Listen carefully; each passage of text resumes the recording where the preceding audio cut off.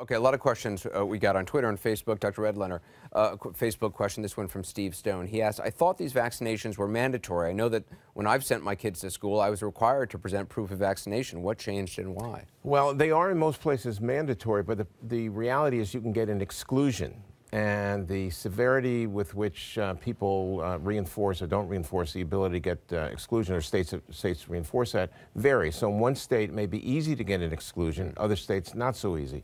So we have a lot of variation in how children are treated in terms of whether they're required to have the vaccines or not. Sanjay, another question. This one's from Beverly Murphy. She wrote, there are kids who've got measles from this outbreak who are vaccinated, but they're between the 12-month vaccination and the 5-year vaccination. What can parents do to protect kids in this age bracket? Well, a couple things. You know, most people will get the first shot, the first MMR vaccine around 1 year of age, around 12 months of age.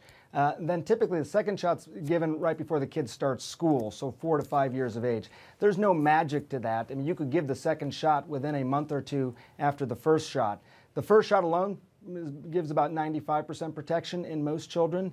Adding in the second shot improves it to about 99%. So it's not 100%, and that's why you see some kids who did receive the vaccine, especially if they haven't gotten the second shot yet, still getting the infection.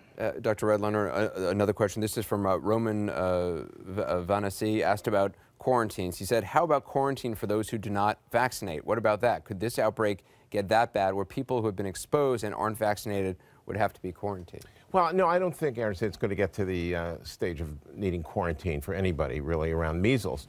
But I do think we have a very important public health principle here, which is that your decision not to vaccinate your child actually affects my child. It affects the community.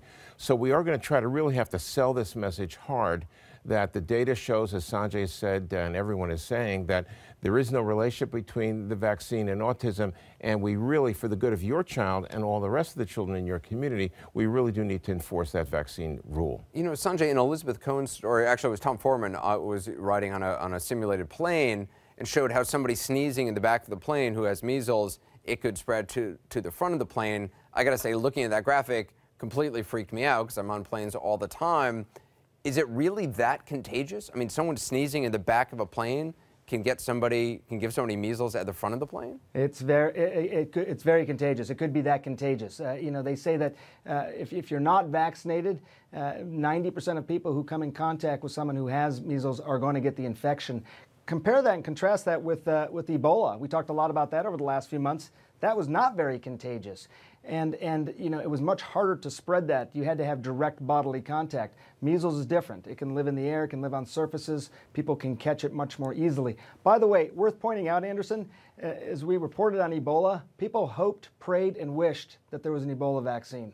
You heard it over and over again. They hoped, wished, and prayed. With measles, we have one. And so those prayers in some ways have been answered for people as long as they use the vaccine. All right, here's another question, Sanjay. This one from Twitter. They ask, how can vaccinated adults be sure they're protected? I've read that not all developed immunity. Right. So if you had it, you should, if you had the vaccines as I described earlier around 1 year of age and then again a few years later, you should have good protection.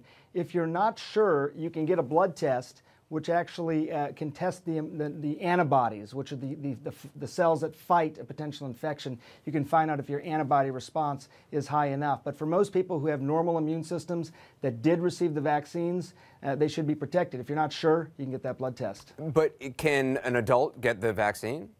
Adult can still get the vaccine. Yes, you can still get the vaccine. What the vaccine is basically doing is introducing just a little bit of the measles virus into the system and allowing the immune system to sort of see it, respond to it, and learn how to fight it. So you can get that even later on in life.